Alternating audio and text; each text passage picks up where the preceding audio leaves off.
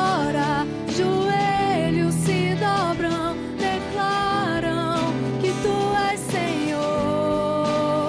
Eu levanto as mãos, abro o coração, reconheço que tu és Senhor, majestoso.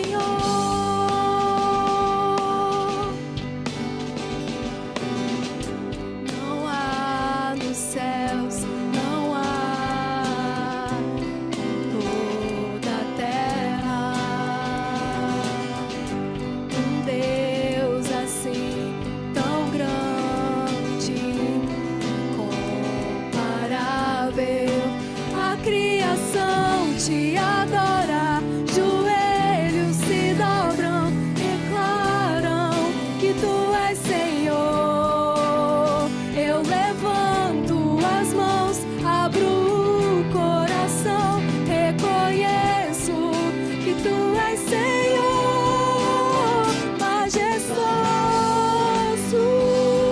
és, poderoso.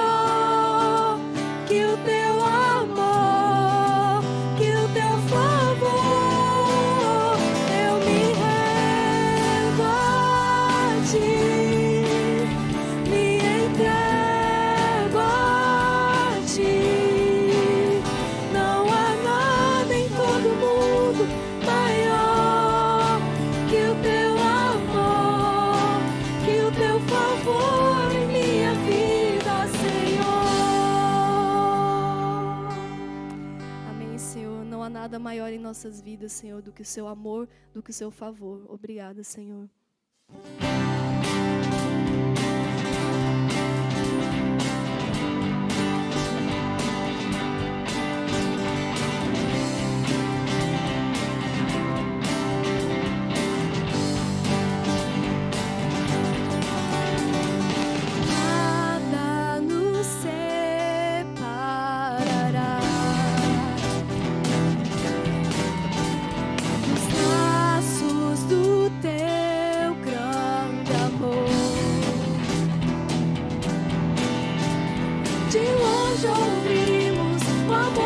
Chama, paixão profunda, bondade e graça se derramando.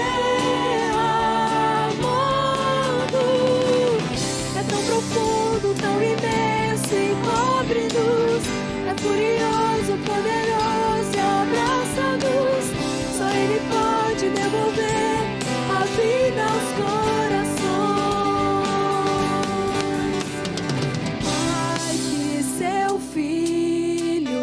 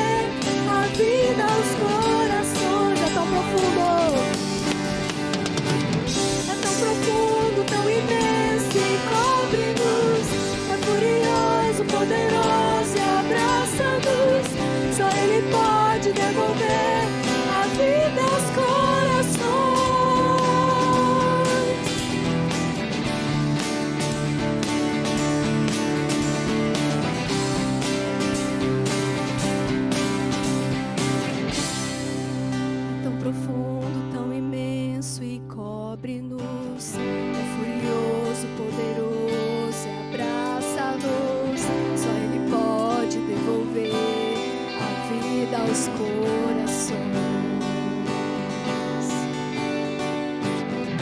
Tão profundo, tão imenso e cobre-nos. É furioso, poderoso e abraça-nos. Só Ele pode devolver a vida aos corações. É tão profundo, tão imenso e cobre-nos. É furioso, poderoso e abraça-nos. Só Ele pode devolver. Mais uma vez, diga, tão profundo. Tão profundo, tão imenso e cobre-nos. É furioso, poderoso e abraça-nos. Só Ele pode devolver a vida aos corações.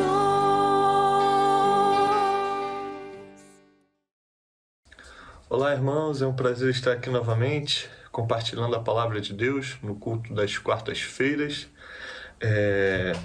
Vamos estar dando continuidade hoje no livro que nós já estamos estudando há algum tempo, chamado Hábitos Espirituais, Prazer em Jesus pela Graça Diária. A gente está na parte 2 desse livro que fala sobre a oração e o assunto específico desse dia é sobre o jejum. E eu já queria iniciar aqui com algumas perguntas sobre esse tema, que a gente possa fazer a nós mesmos. O jejum é uma prática frequente na sua vida como um cristão? Você tem jejuado, irmãos? Ou, até melhor dizendo, você já jejuou? Você já experimentou essa prática? Você já, em algum momento, esteve colocando em execução essa prática que nós vamos ver que é bíblica? A gente hoje não vê com muita frequência em algumas igrejas o ensinamento sobre o jejum, falar sobre jejum, e acredito que muitos crentes, muitas pessoas também nunca praticaram ou praticam muito pouco dessa ferramenta, até mesmo pela correria do nosso dia a dia e sobre a forma como nós pensamos o jejum. Às vezes a gente não tem a compreensão correta e bíblica daquilo que Cristo entende, do que a Bíblia nos fala sobre o jejum. Então, falando nisso, eu já queria começar com os irmãos lendo uma passagem que fica em Mateus capítulo 6, versículo 16. Na minha versão diz assim: quando jejuarem, não mostrem uma aparência triste, como a hipócritas, pois eles mudam a aparência do rosto, a fim de que os outros vejam que eles estão jejuando. Eu lhes digo verdadeiramente que eles já receberam sua plena recompensa. Queria chamar a atenção aqui, nesse versículo, para duas coisas. A primeira, ele começa assim, Cristo falando: quando jejuarem, não mostrem uma aparência triste. Entenda a palavrinha que Cristo usa aqui, quando jejuarem. Ele não está falando se jejuarem, ele está falando quando jejuarem. Quando ele usa a palavra quando, ele já coloca uma expectativa nos cristãos, no povo de Deus, que em certo momento da nossa vida nós vamos jejuar. É fato. Cristo está falando, quando jejuarem, faça dessa forma. Então aqui não é algo que ele está colocando como como algo que era uma prática antiga e que não é para ser feito agora, e em caso de jejuar, se porventura você vier jejuar. Não, ele já nas suas palavras está deixando a entender que em algum momento o cristão ele vai usar dessa ferramenta, ele vai jejuar. É uma expectativa de Deus que nós jejuamos, que nós colocamos em prática essa ferramenta. E o segundo ponto que eu queria destacar nessa passagem é o contexto em que ela se encontra. Quando a gente olha para o capítulo 6, a gente vai ver que se trata da passagem do Sermão do Monte. E nesse capítulo especificamente, Deus está ensinando como devemos praticar a nossa fé. E a gente vai ver que ele usa de 3 práticas nesse capítulo que vão que vão gerar um cristão piedoso. E ele fala para os judeus naquele momento se vocês querem ser uma pessoa piedosa, se você quer exercitar a sua fé, faça isso. E aí no versículo 2 ele fala assim, capítulo 6, a primeira: portanto, quando você der esmolas, e aí quando ele continua mais para frente, no versículo 5, ele fala: e quando vocês orarem. E aí depois no versículo 16, que a gente já leu, né?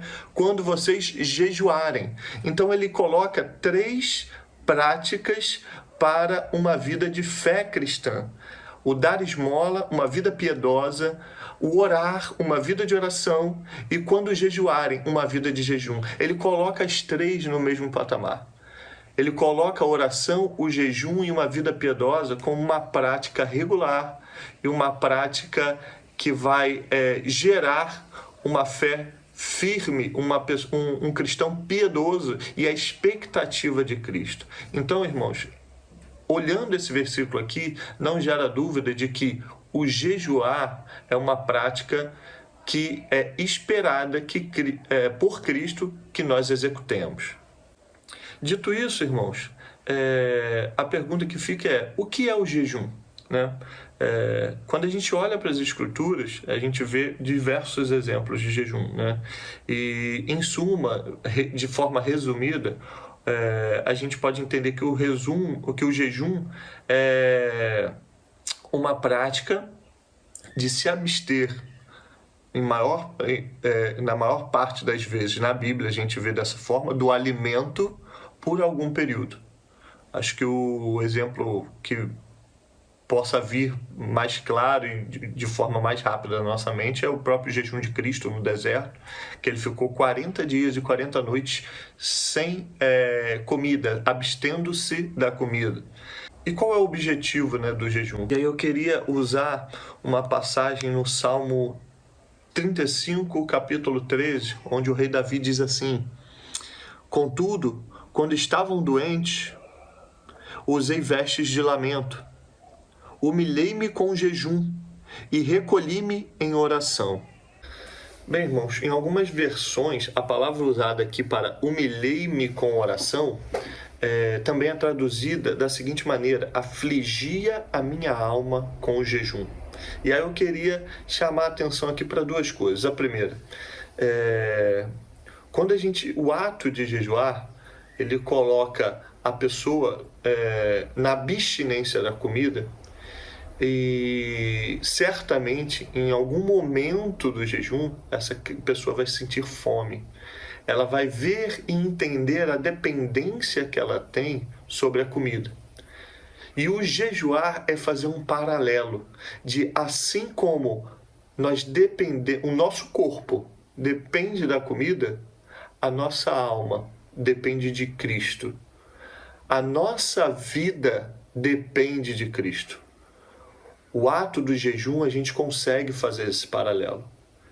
E quando Davi fala, afligia a minha alma, a fome no período de jejum, aquela vontade, né, de comer, de que o corpo suplica por isso, ela acaba também afligindo a nossa alma. Porque neste momento a gente vai intensificar e vai nos levar a Deus em oração. Irmãos, esse era um outro ponto. O jejum, ele só faz sentido quando ele é acompanhado da oração. Jejum por jejum é regime. Jejum por jejum é apenas deixar de comer e passar necessidade. Mas o momento do jejum, acompanhado da oração, a gente está intensificando a nossa fé. Isso torna o jejum tão especial, irmãos.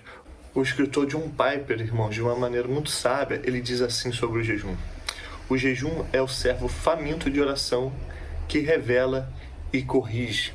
O que ele quer dizer com isso, né? Ele diz que o jejum, ele revela o quanto coisas aparentemente boas que possam nos trazer saúde ou bem, como a comida, como as tecnologias, elas podem estar preenchendo o nosso corpo de maneira a nos fazer esquecer da nossa sede por Cristo, da nossa sede espiritual. Às vezes a gente perde tanto tempo com televisões, com redes sociais.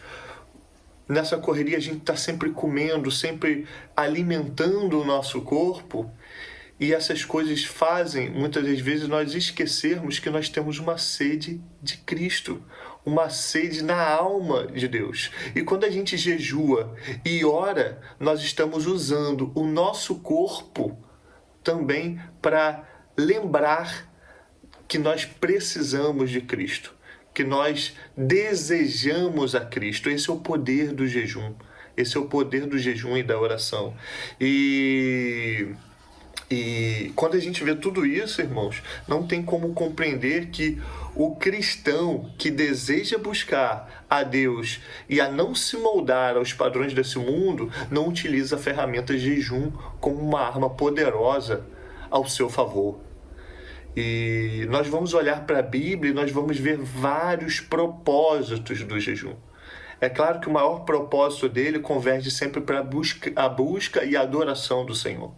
Mas a gente vai ver as pessoas buscando, homens de Deus buscando o jejum para diversas coisas. E aí podemos citar aqui, irmãos, alguns propósitos: fortalecer a oração, lá em Atos 13:3, buscar a orientação de Deus, Atos 14:23.